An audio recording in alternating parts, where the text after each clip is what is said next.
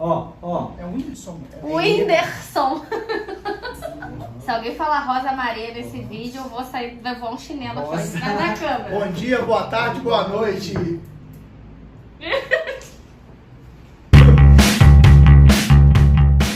Então, gente, a gente está aqui para comentar o primeiro episódio do Iron Chef Brasil, especificamente sobre os competidores, né, Rubens? Sim, a gente vai falar dos competidores, do Rodrigo de Oliveira e da Ieda, e dessa grande competição que aconteceu, né? E assim, eu já tenho aqui a minha ou o meu escolhido para torcer.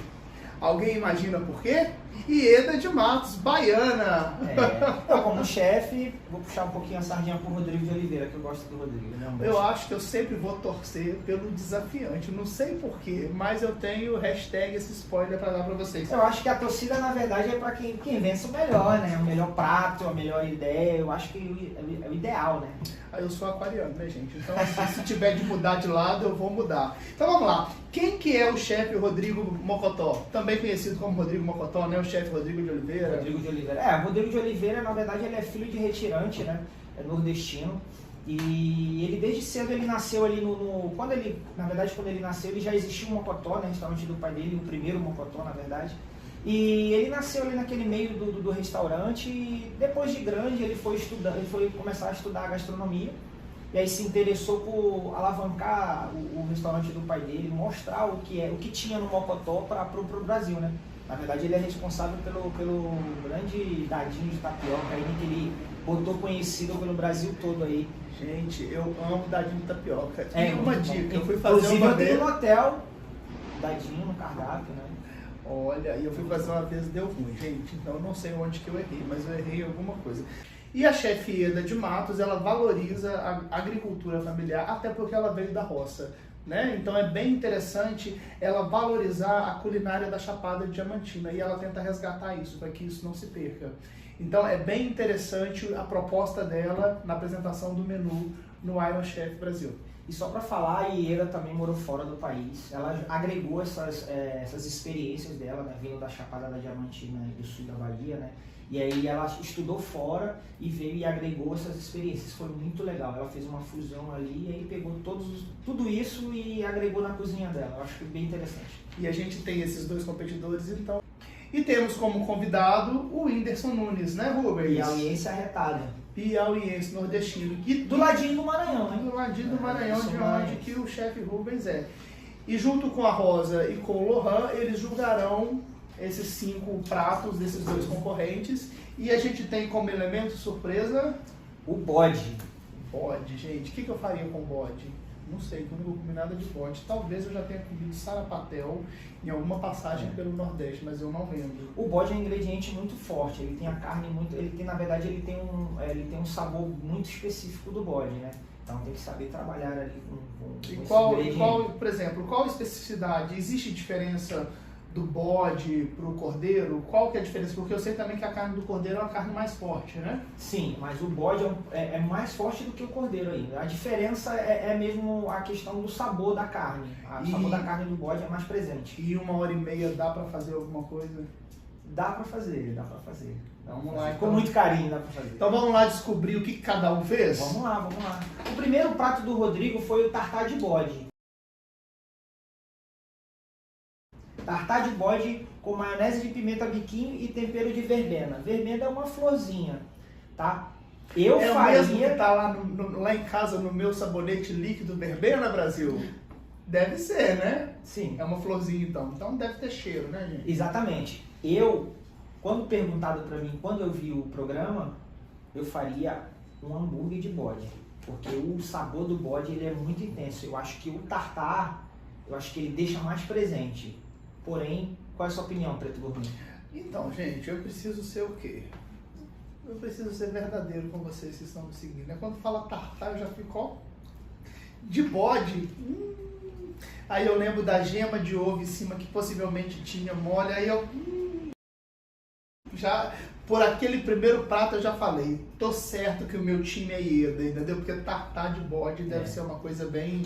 E ele jogou a mim não interessa muito. Verdade. Ele jogou queijo de cabra em cima e botou uma tapioca, um biju, né? Que ele fala que é um biju, que é uma tapioca mais durinha, né? Que faz um crocante ali com o prato, que dá uma combinação com o prato. Sabe quanto que eu pagaria por esse prato? Nada. Pronto, falei. Tô igual o Lucas Coraza do Que Seja Doce. E o prato da Ieda, ela trouxe o quê? Ela trouxe um herê paterê. Que eu não sei o que é, mas eu vou auxiliar aqui na minha colinha. Um pirão de leite com abóbora e chips de batata doce roxa, mais sarapatel de bode e camarão. O Irã Paterê, na verdade, é um sarapatel do sertão, né? Aí ela fez uma introdução com a culinária dela, na verdade, com toda essa experiência que ela teve aqui e fora, né? Porque é muito bom, a gente que é do Nordeste, nasceu no Nordeste, a gente tem essa questão de conhecer os ingredientes mais a fundo do Nordeste. Ô chefe, deixa eu te fazer uma pergunta, porque eu nunca tinha escutado. Irã Paterê é o nome de um prato ou é ela que nomeou esse prato?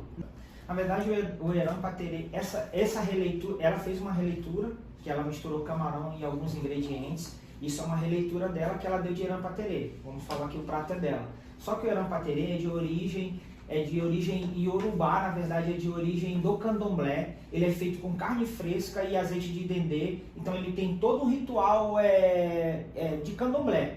E essa foi uma releitura que ela fez pro Iron Chef. E ficou bem legal. Então essa foi a primeira, na verdade, a entrada, né, que vale 25 pontos. E a gente teve a pontuação de cada um deles. Isso, a pontuação de cada um deles. Qual foi a pontuação dela? Tcharam, quem ganhou? Na verdade, essa primeira ela ganhou. Ela levou 23 pontos e o Rodrigo levou 21. Eu super concordei com os jurados, viu, gente? Concordei também. Que eu não dei bola fora. E achei o Rodrigo bem tranquilo. Postura dele bem séria. Não, vamos lá. Apesar de ser uma competição, ele ficou bem sereno. Sim, ele parece... Bem confiante. Ele parece demonstrar muita serenidade. Tipo, o mundo tá caindo e ele tá lá. Ok, né? Pleno. Então a gente vai falar agora da sequência do menu degustação. A gente vai falar dos pratos da Ieda. E aí, Preto Gourmet? Ela apresentou 4 pratos, né? O primeiro deles foi o espetinho de bode, farofa, creme de feijão de corda e molho de manga verde. Fiquei o quê? #curioso para entender isso, Rubens. Eu achei bem interessante assim o espetinho de bode. Eu só não colocaria, ela colocou uns legumes entre o espetinho, eu colocaria só o espeto. O creme de manga eu achei assim maravilhoso, manga verde, que já eu adoro trabalhar com manga verde na cozinha.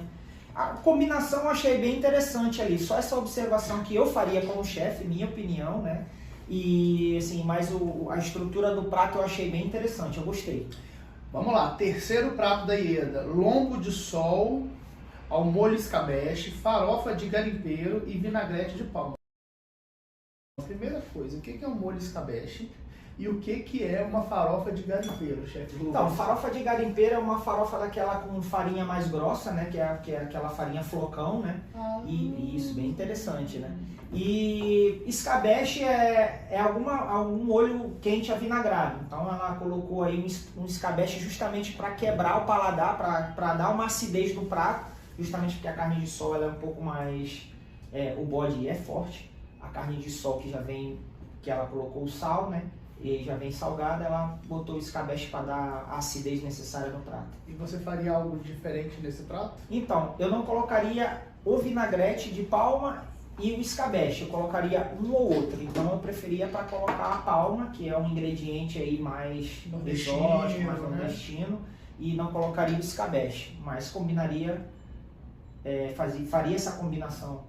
Eu comeria esse prato, gente, fiquei curioso. Assim como o quarto prato, que é o bolinho de costelinha de bode, anduzada e cuscuz suado. Chefe Rubens, o que é anduzada? Anduzada é um prato nordestino, tipicamente nordestino, tá? E qual é a composição dele? Então, tem o cuscuz, né? Que a anduzada já é a mistura do cuscuz com feijão, né? E isso no Nordeste a gente come muito. Olha que interessante, interessante. O Brasil é tão grande, né, que eu nunca ouvi sobre esse prato especificamente anduzado a primeira vez. E aí quando eu li Mas aqui... no Nordeste essas misturas elas são muito interessantes. Na verdade são muito, todo dia a gente come, farinha com café, feijão com cuscuz. Isso aí é natural no Nordeste, pra gente é natural, né? Ô, chefe, conta aqui pra gente. Na minha percepção, você teria a entrada, teria alguns pratos e, pensando na estratégia de menu, uma sobremesa. Só que a Ieda apresentou como quinto prato uma buchada recheada com bode de panela, arroz com bode desfiado e coalhada. E aí? Eu achei interessante o prato dela, assim, como composição eu preferia colocar uma sobremesa. Por que a sobremesa? Porque a sobremesa ela deixa o menu completo. Como é um menu degustação, aí você finaliza o menu degustação com uma sobremesa. Que seja um sorbet, alguma coisa assim, mas assim, eu achei que ficou sem fim.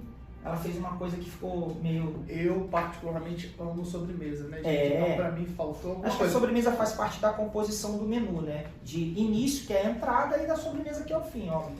Mas Ieda, eu continuo torcendo por você. Mas adorei o prato ficou bom. O prato ficou bom. Eu só tiraria aquela decoração do bucho ali, que eu faria uma montagem melhor, assim, na verdade não melhor, mas assim, eu colocaria umas flores, eu faria uma montagem diferenciada. Na minha opinião, eu acho que ficou, assim, para quem não costuma comer bode, já olha o prato assim e fala bode, e aí a gente dá uma diferenciada ali, uma montagem diferente, e a pessoa olha, tipo, chato para comer, por exemplo. Chato pra comer bode, eu no caso, né? Assim, pra mim foi super curioso esse prato especificamente, porque ele ficou bonito, mas ele ficou feio. Pra mim.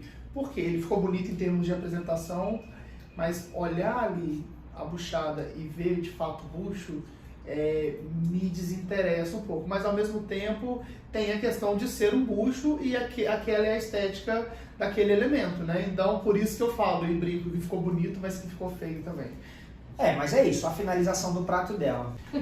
E temos agora o menu degustação do chefe Rodrigo de Oliveira, o chefe Rodrigo Mocotó. O segundo prato dele foi um ceviche de mocotó com ostra. É isso mesmo, produção? E palma e chips de batata. Combina mocotó com ostra? Na verdade, é uma combinação improvável ali, né? Você vê, quem não conhece, é uma combinação improvável. Só que ele fez uma coisa que, assim, eu achei de uma genialidade, assim, fazendo uma analogia com o futebol ali, é como se o craque desse um passe ali improvável pro gol, assim. Eu acho que ele fez uma junção de ingredientes fenômeno, assim. Ele fez tipo um surf and turf, que é a junção do mar com terra, né? Ele pegou uma ostra e juntou com um mocotó, que é improvável, só que a ostra ela precisa ali da gordura, né? E a gordura, o mocotó, ele tem muita gordura. E ele juntou, ele quebrou com o ácido da palma ali, que tem aquela...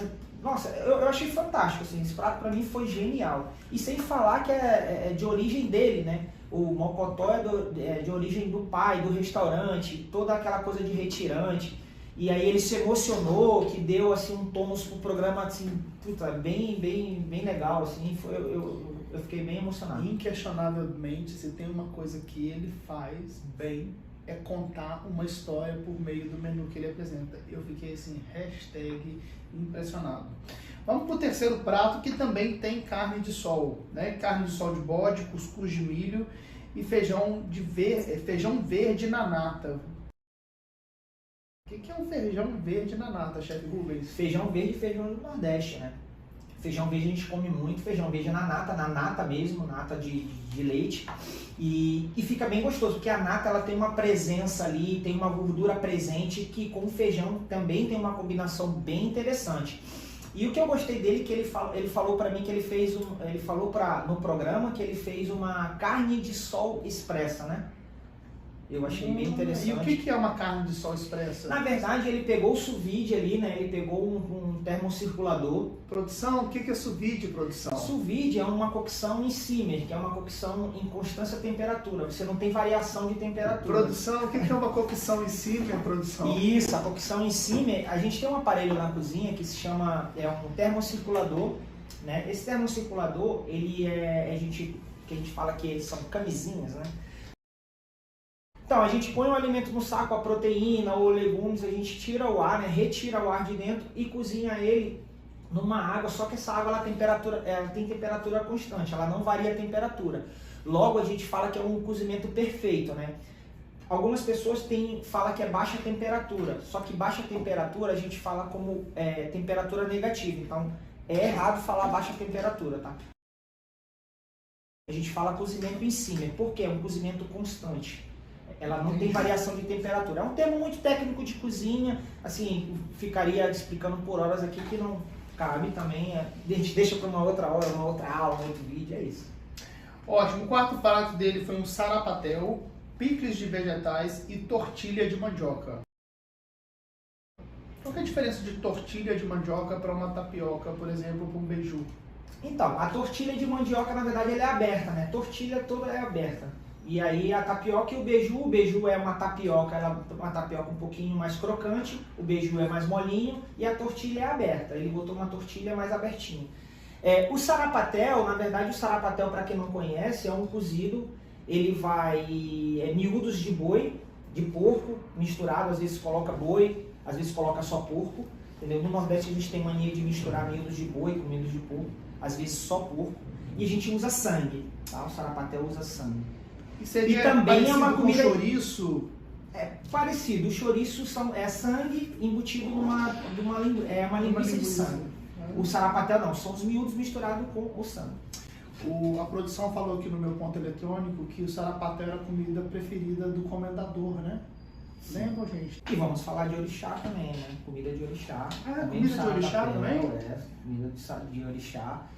Na verdade, o Nordeste ele tem muito isso, combinação. O Nordeste é maravilhoso, né? A gente tem a comida baiana, a comida nordestina em si, ela tem uma combinação ali de religião. A gente, como a Bahia ali em si, a muqueca, essas coisas todas, o sarapatel, o próprio Eran Paterê que a gente citou no primeiro prato da Ieda, vem de origem de candomblé.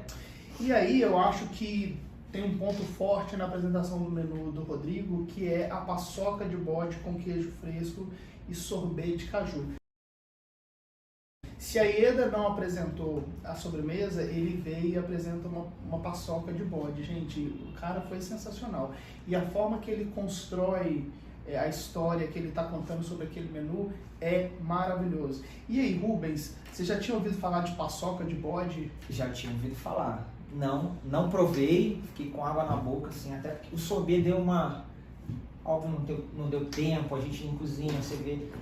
E o Rodrigo sempre mantendo aquela calmaria dele, eu já estava em cólicas ali, né?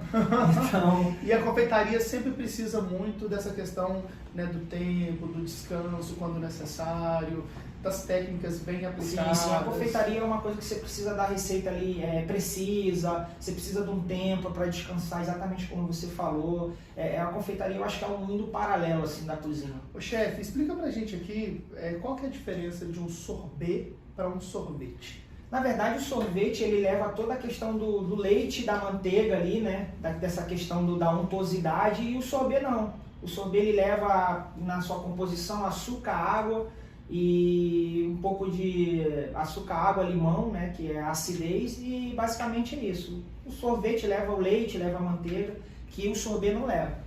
Bom, com a finalização do menu do Rodrigo, a gente vai dar um mega spoiler aqui de quem ganhou, né? Para você que não assistiu, mas para você que já assistiu, a gente também vai falar novamente e você vai saber aqui nossa opinião sobre o resultado.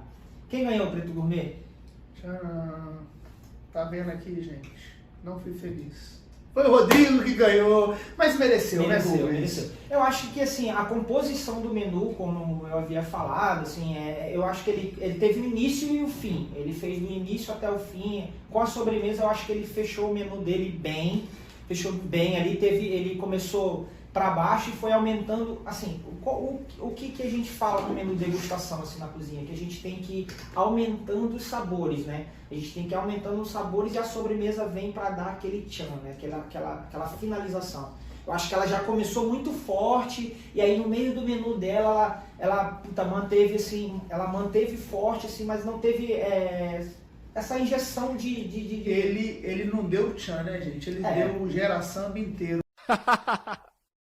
Então é o seguinte, ele consegue de fato criar algo que para mim foi sensacional, que é a sobremesa a partir do bode. E Eda, ela finaliza com a buchada. Então eu acho que a grande diferença, e ele se emociona ao contar a história do pai, né, do restaurante. Ele vende bem o menu também. Ele vende essa história. Falar do menu. Ele vende essa história muito bem. Então, para mim, embora Eda, tenha torcido por você o tempo inteiro, ele ganhou e a pontuação dele foi 85 e dela foi 80, né? Foi 80. Então, se vocês curtiram aí esse segundo episódio da nossa série aqui no canal Chefe Sem Cerimônia no YouTube, dá um like, compartilhe com seus amigos, né, Rubens? E vem com a gente, porque tem mais coisa boa por aí.